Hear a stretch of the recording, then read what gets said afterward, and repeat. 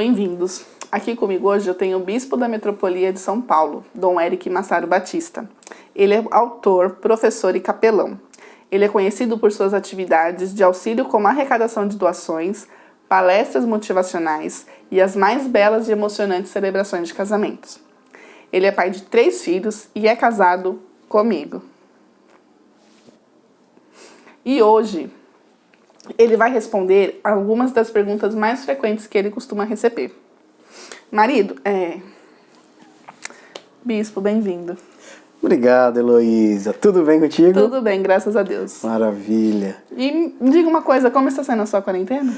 Bom, a quarentena está sendo produtiva, né? A gente está criando até talk show dentro de casa, então tá valendo. E as crianças estão bem? Estão bem, por sinal estão até quietinhas ali atrás das câmeras. Vamos continuar quietinhas, né? Vamos lá, vamos às perguntas, ok? Vamos lá. Sobre o batismo de crianças, como a igreja vê? Batismo de crianças. Bom, para a gente entender um pouquinho o batismo de crianças, por que a igreja faz, né? Muitas igrejas não fazem, mas nós seguimos 2 sacramentos em especial.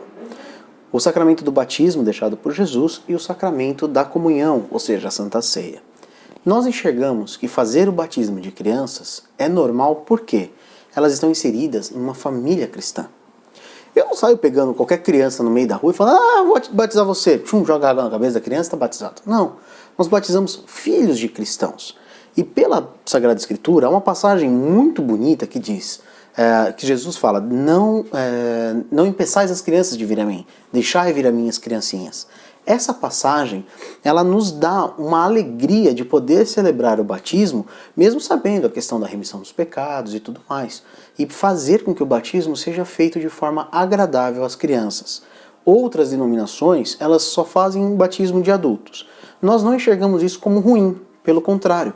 Nós entendemos que cada grupo religioso, cada grupo cristão, pode adotar sim suas normas, suas condutas da melhor forma possível, para que o crescimento do reino de Deus seja cada vez maior. Ok. Pegando o gancho já, em relação à Santa Ceia, como é a orientação? A Santa Ceia também é algo que diverge muito em cada um dos grupos. Nós entendemos como sacramento, então, o batismo e a Santa Ceia somente. Tá? Batismo e Santa Ceia somente. Com esses 2 sacramentos, o que a gente pode fazer para nos alimentar de forma física, como Jesus nos disse? Através da comunhão. Nós entendemos que o pão e o vinho, o corpo e o sangue de Cristo que ali estão, nós o recebemos, nós o tomamos com o mistério da fé. Algumas denominações cristãs vão dizer que isto é uma transubstanciação. Outros vão dizer que é consubstanciação. Outros vão dizer várias coisas, entre outras. Nós dizemos apenas que é mistério da fé. O pão continua sendo pão. Se a gente pegar ele ali, ele continua sendo pão. Vinho continua sendo vinho. Não mudou ali a fórmula dele. Porém, o que existe dentro dele, de forma espiritual, a gente não consegue saber. Por isso a gente toma com toda reverência, com todo amor, com todo carinho, como se a gente estivesse sentado na mesa, junto de Jesus Cristo. E a orientação principal é, todos podem receber da ceia. Nós não temos um problema com impedimento, se a pessoa é casada ou não, divorciada ou não, se ela é adulta ou criança, desde que a criança consiga andar, né, caminhar até a mesa, então torna-se algo muito bonito. Não é você ensinar para a criança e você entrega a comunhão para eles também, sem problema nenhum. A criança também precisa já entender como funciona a caminhada dentro da igreja. Isso vai muito, Sim. Os pais têm que estarem ensinando. Sim, nesse sentido, o que eu posso dizer? Por exemplo, o pai ensina o filho a andar. O pai ensina a criança, o pai e a mãe ensinam o filho a andar. O pai e a mãe ensinam a criança a falar. Por que o pai e a mãe não ensinam o filho a orar, por exemplo? Qual é o problema de ensinar o filho a orar? Né? O pessoal fala, por exemplo, a questão de catequese. A catequese na igreja existe? Existe, com os pais. Porque é responsabilidade do pai e da mãe transmitir a fé que crê. Transmitir o amor em Deus. Isso é a parte mais bonita da vida de um casal. É estarem juntos ensinando os seus filhos. Mas eu sou separado, ou meu marido ou minha esposa tem religião diferente. Olha, resolvam na casa de vocês. Se você trouxer diante de nós uma criança e ele quiser receber a Eucaristia, entender que é o pão e o vinho, corpo e o sangue de Cristo, aí ele não vai ser negado. Porque nós não podemos negar aquilo que não nos pertence. O corpo e o sangue de Cristo não pertence a esta igreja, pertence ao próprio Deus. Eu não posso negar o que é de Deus para as pessoas. Muito bem. E vamos a uma pergunta polêmica. Eita! Pode o sacerdote ser casado? E por quê? Vamos lá. Essa sempre dá confusão. Sempre. Pode sim. Na verdade, quem impede o casamento do sacerdote dentro do cristianismo, pelo que a gente entende, são algumas denominações ortodoxas para alguns cargos dentro da igreja. A Igreja Católica Apostólica Romana tem o celibato obrigatório. Outros grupos cristãos têm ali o celibato como opcional, não é uma forma obrigatória. Mas a igreja, a igreja episcopal, ela vê como não necessário. Por quê? Na Bíblia, em 1 Timóteo capítulo 3, diz que desde o diácono ou bispo, ele tem que ser o homem casado com uma só mulher, porque naquela época muitos homens tinham mais de uma esposa, por conta de guerras e tudo mais. E o cristianismo muda isso, começa a quebrar essa coisa, né? De um homem ter várias mulheres, por exemplo.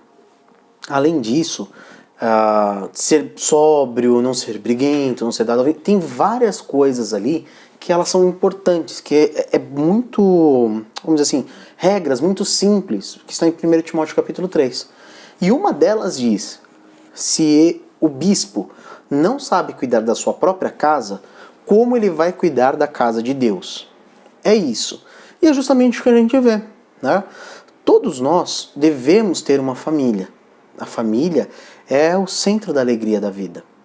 Deus podia ter pego Jesus e, pum, jogado ele aqui embaixo prontinho. Mas não, ele desejou que Jesus viesse a uma família. Veio por Maria, a Virgem, né? Esteve ali com José, até então seu padrasto, né? E de toda forma, mostrando que o centro da vida, né, de Deus está na família. É a instituição mais importante, realmente, é a família, né? Então, por isso que pode, né? O celibato também, algumas religiões, né, de matrizes hindus e budistas também têm celibato. Mas, para nós cristãos, então, protestantes, na maioria, o celibato foi abolido. Tá bom? Graças a Deus. Graças a Deus. Ai. Existe alguma diferença entre ecumenismo e diálogo interreligioso? Existe. Legal. Gostoso, né? Uma pergunta muito boa. Bom, você falou no começo, me apresentando como capelão. O capelão, por exemplo, é uma função que não requer que a pessoa seja cristã ou não.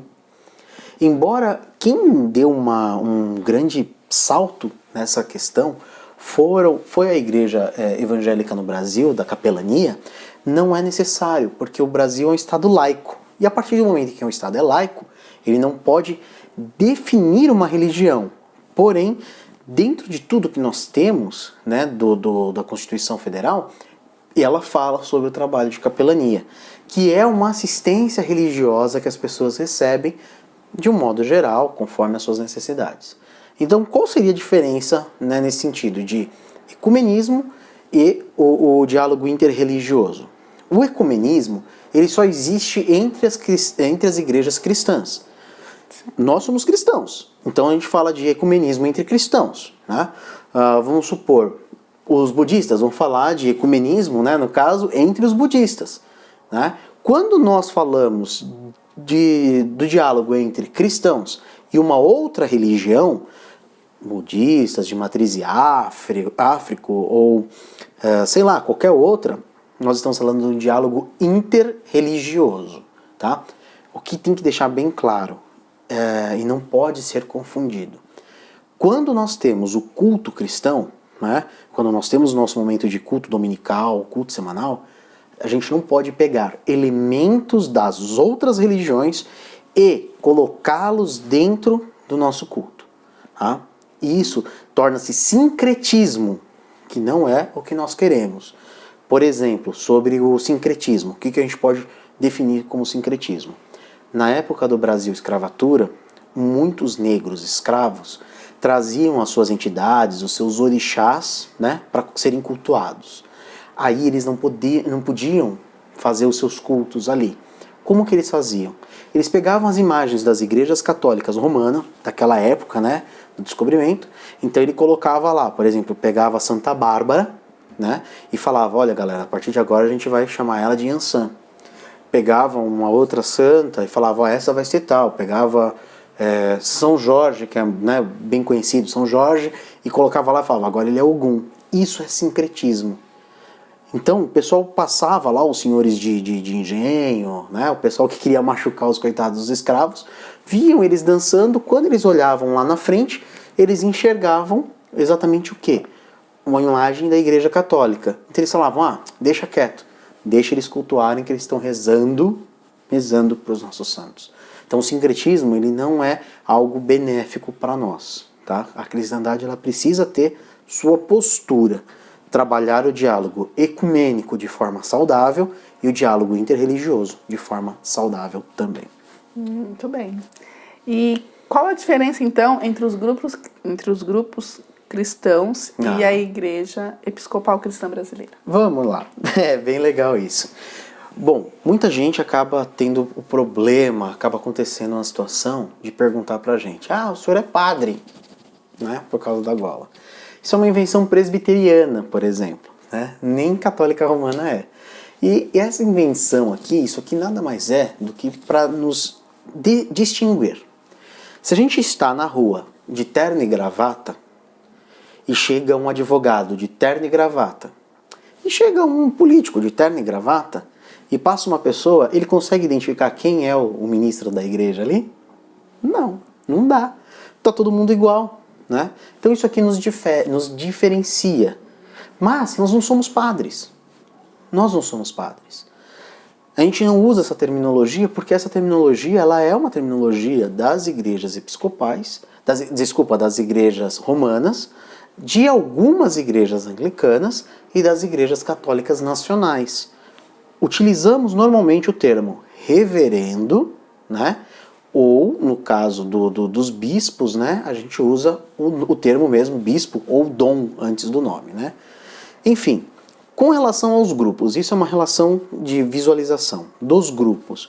Nós temos, por exemplo, a Igreja Católica Romana. Ela segue uma praxis dela. Por exemplo, tendo o bispo de Roma, o Papa, como seu líder maior.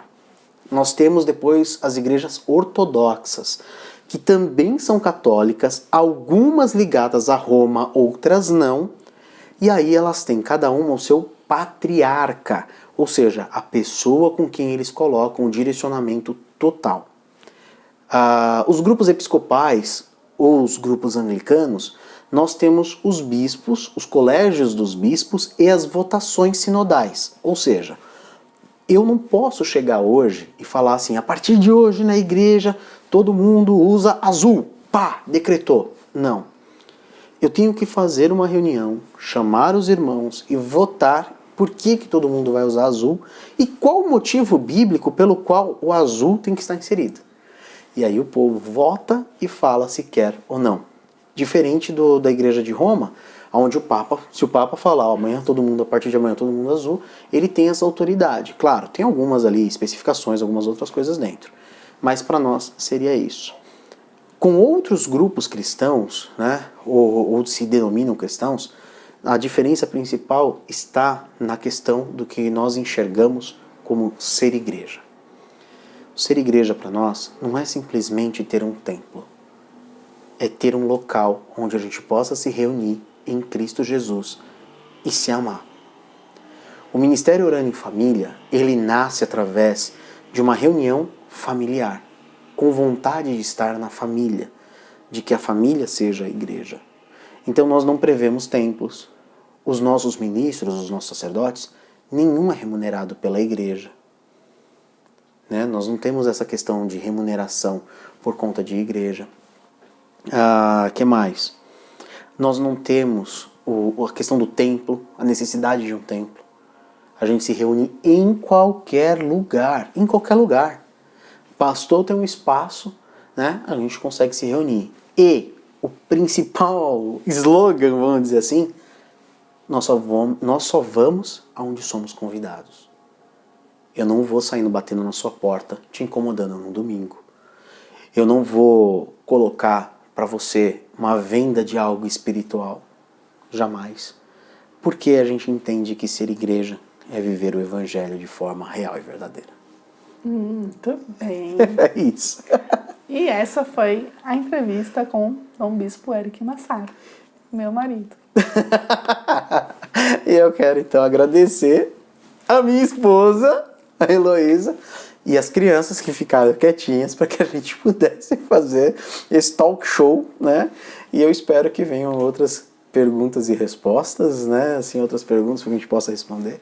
Foi muito bom, muito gostoso. Parabéns, tá de muito bom. Obrigada. Muito boa apresentadora. Tenham perguntas, mandem via WhatsApp, Isso. Facebook, Instagram, que vai estar aparecendo no finalzinho do vídeo para vocês. É isso aí.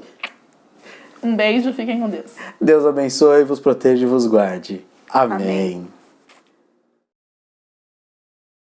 Pode. De novo? Se você precisar, se você quiser, você dá um toquinho nele e dá um toquinho. Não, eu sei, é que eu tô Só apertando dá uma- o botão sem querer. É. São Paulo. São Paulo. Lindos. Calma. Que? Como é que eu corto isso daí? Pronta? Pronta? Pronta? Pronta?